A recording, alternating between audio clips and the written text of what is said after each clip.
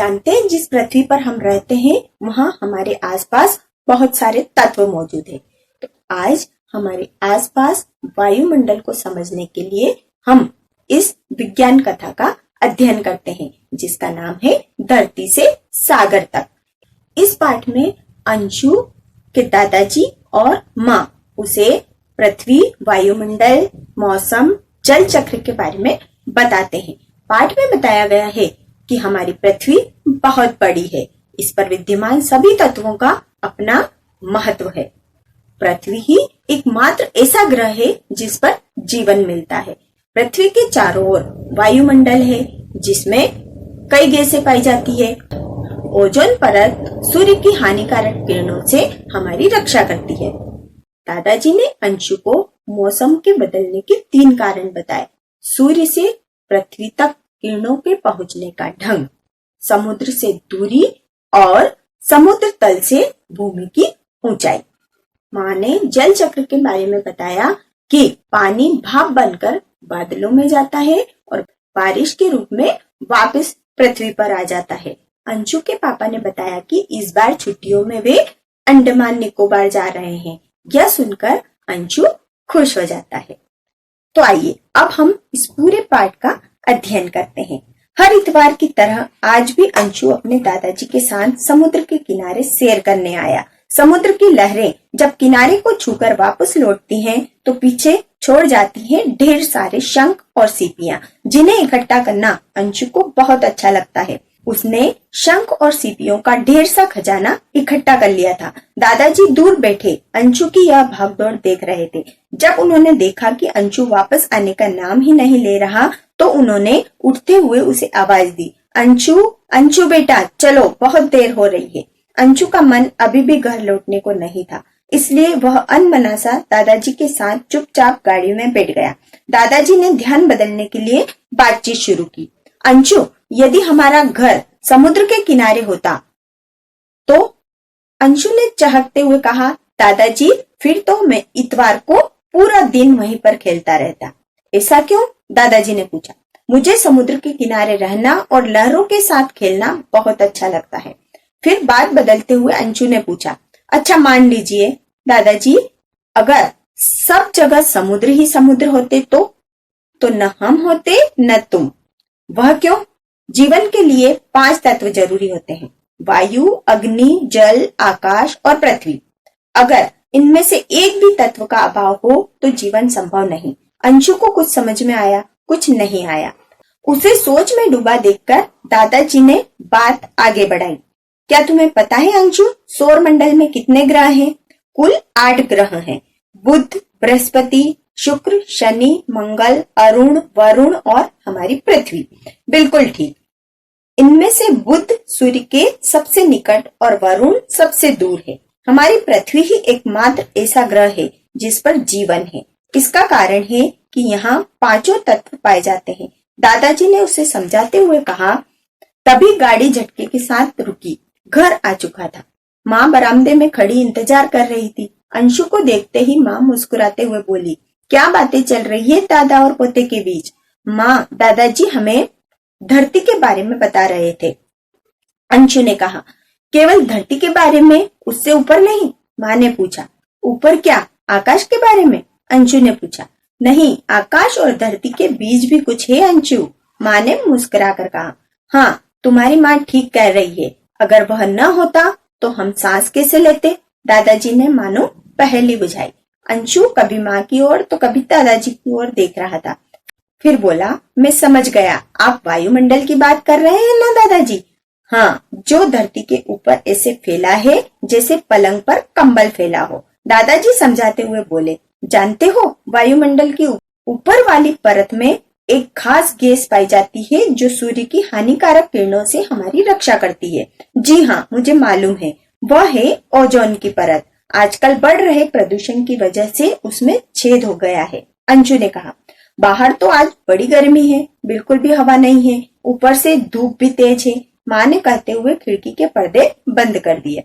गर्मी होती ही क्यों है? हमेशा सर्दी रहे तो कितना अच्छा हो, अंशु ने कहा। दादाजी बोले, तुम तो जानते हो ऐसा नहीं हो सकता, क्योंकि पृथ्वी सूर्य के चारों ओर चक्कर लगाती है। और किसी भी जगह का मौसम 3 बातों पर निर्भर करता है। माँ ने समझाते हुए कहा, कौन सी 3 बातें माँ? एक तो है सूर्य की किरणों का पृथ्वी तक पहुंचने का ढंग, समुद्र से दूरी और समुद्र तल से भूमि की ऊंचाई। वह कैसे? मुझे तो कुछ भी समझ नहीं आया। मैं बताती हूँ। जहाँ सूर्य की किरणें पृथ्वी पर सीधी पड़ती है वहाँ गर्मी ज्यादा पड़ती है। जहाँ सूर्य की किरणें तिरछी पड़ती है वहाँ वायुमंडल में फैल जाने के कारण गर्मी कम हो जाती है। माँ ने समझाया। ठीक इसी तरह धरती का जो भाग समुद्र तल से बहुत ऊंचाई पर है वहाँ का मौसम ठंडा होता है। दादाजी ने माँ की बात पूरी की। दादाजी, बादल कहाँ से आते हैं? अंशु ने सवाल किया। तुमने कभी अपनी माँ को चाय बनाते हुए देखा है? जी दादाजी, देखा है। लेकिन इससे क्या संबंध है? संबंध है, देखो, तुमने देखा होगा जब पानी उबलने लगता है तो उसमें से भाप उठने लगती है, अर्थात पानी भाप बनकर उड़ने लगता है। जी हाँ, यह तो देखा है। बस इसी तरह सूर्य की गर्मी से सागर, नदियों और झीलों का पानी भी भाप बनकर ऊपर उठने लगता है। ऊपर जाकर यही भाप ठंडी होकर बादल बन जाती है, जो वर्षा के रूप में जमीन पर बरसने लगता है। इससे पहले कि अंशु कोई अगला सवाल करता, पापा आ गए और उन्होंने कहा, तुम लोग पिताजी को यूं ही परेशान करते रहोगे या आप कुछ देर आराम भी करने दोगे? इस बार की छुट्टियों में मैं तुम लोगों को अंडमान निकोबार ले जाऊंगा। पापा की बात सुनते ही अंशु खुशी से उछल पड़ा और उस दिन के सपनों में खो गया जब उन्हें सागर पार करके अंडमान जाना था। तो आपने जाना जीवन के लिए जरूरी तत्व कौन कौन से हैं? वायु, अग्नि, जल, आकाश और पृथ्वी। सौर मंडल में कितने ग्रह हैं? यस, 8। बुध, बृहस्पति, शुक्र, शनि, मंगल, अरुण, वरुण और पृथ्वी। ओजोन परत क्या करती है? ओजोन परत सूर्य की हानिकारक किरणों से हमारी रक्षा करती है। मौसम किन बातों पर निर्भर करता है? सूर्य की किरणों का पृथ्वी तक पहुंचने का ढंग, समुद्र से दूरी, समुद्र तल से भूमि की ऊंचाई। बादल कैसे बनते हैं? सूर्य की गर्मी से पानी भाप बनकर ऊपर उठता है, भाप वहां ठंडी होकर बादल बन जाती है। अब आइए पेज नंबर 57 पर। बताइए अंशु को क्या अच्छा लगता था? समुद्र के किनारे शंख और सीपियां इकट्ठा करना। सूर्य के सबसे निकट कौन सा ग्रह है? बुध ग्रह। ग, ऐसा कौन सा ग्रह है जिस पर जीवन है? पृथ्वी। सोचिए, समुद्र के किनारे से वापस न आने की इच्छा होते हुए भी अंशु दादाजी के साथ चुपचाप वापस क्यों आ गया?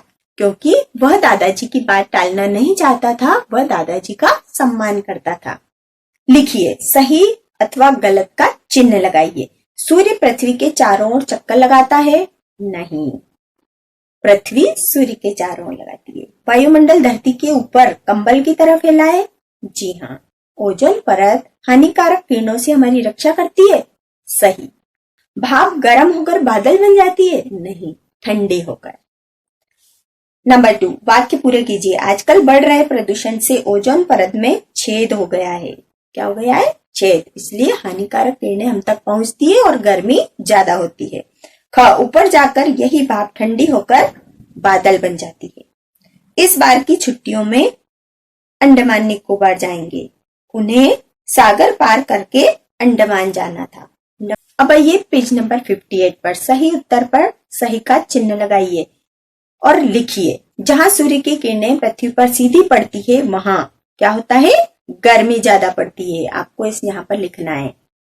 ख, जहां सूर्य की किरणें तिरछी पड़ती है वहां गर्मी कम हो जाती है। धरती का जो भाग समुद्र तल से ऊंचा होता है वहां का मौसम ठंडा होता है। ने माँ की बात पूरी की किसने? दादाजी ने। नंबर 4, कुछ शब्दों में उत्तर दीजिए। अंशु समुद्र किनारे कब जाता था? इतवार को। ख, किस ग्रह पर जीवन के 5 तत्व मौजूद हैं? पृथ्वी पर। ग, प्रदूषण के कारण किसमें छेद हो गया? ओजोन परत में। घ, पृथ्वी किसके चारों ओर चक्कर लगाती है? सूर्य के। पेज नंबर 59 पर देखिए, व्याकरण संबोध। सही उत्तर चुनकर सही का निशान लगाइए। शुद्ध शब्द है। यहाँ पर 4 अग्नि लिखे हुए हैं, उसमें से सबसे पहले जो लिखा है अ, आधा ग और नी, छोटी की मात्रा। ख, सूरज का पर्यायवाची रवि। इनमें से स्त्रीलिंग शब्द नहीं है। यहाँ पर कौन सा शब्द स्त्रीलिंग नहीं है? वायुमंडल। आकाश का विलोम पाताल। सही शब्दों से मिलाइए विशेषण, संज्ञा और विशेषण। यहाँ पर बीच में संज्ञा शब्द लिखा है, आसपास विशेषण लिखा है, तो आपको संज्ञा शब्द को दोनों विशेषण से मिलाना है। सूरज तपता और लाल होता है। पेड़ ऊंचा और हरा।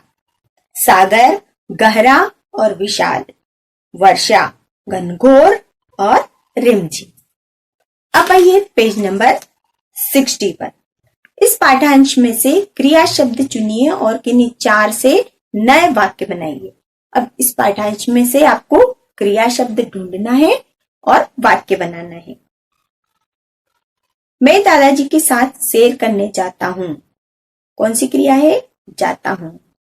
हम 2 बजे स्कूल से घर लौटते हैं। लौटना क्रिया। मैं डाक टिकट इकट्ठा करता हूं। करना। मुझे सैर करना बहुत अच्छा लगता है।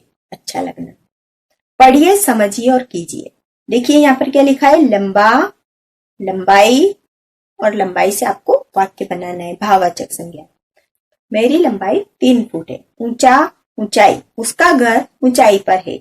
चौड़ा चौड़ाई, इस मेज की चौड़ाई 3 फीट है। मोटा मोटापा, इसका मोटापा बढ़ गया है। बूढ़ा बुढ़ापा, दादाजी का बुढ़ापा आ गया है। पेज नंबर 61 पर शब्दार्थ और मुहावरा दिया है, इसे आपको याद करना है। अभाव कमी।